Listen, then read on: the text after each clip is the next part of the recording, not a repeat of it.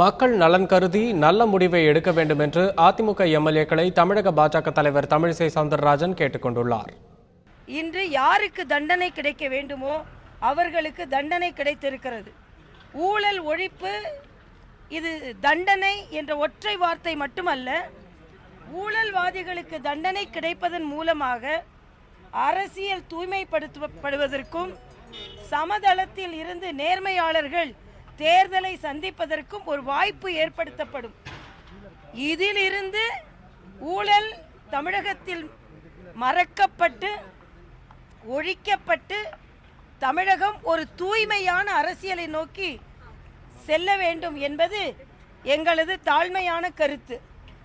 நான் சட்டமன்ற உறுப்பினர்களையும் கேட்டுக்கொள்கிறேன், இனிமேலாவது கட்டாயத்திற்கு இல்லாமல் தமிழக மக்களின் நலனிற்காக நீங்கள் முடிவெடுத்து ஒரு நிலையான ஆட்சி தமிழகத்தில் இப்பொழுது ஏற்பட வேண்டும்.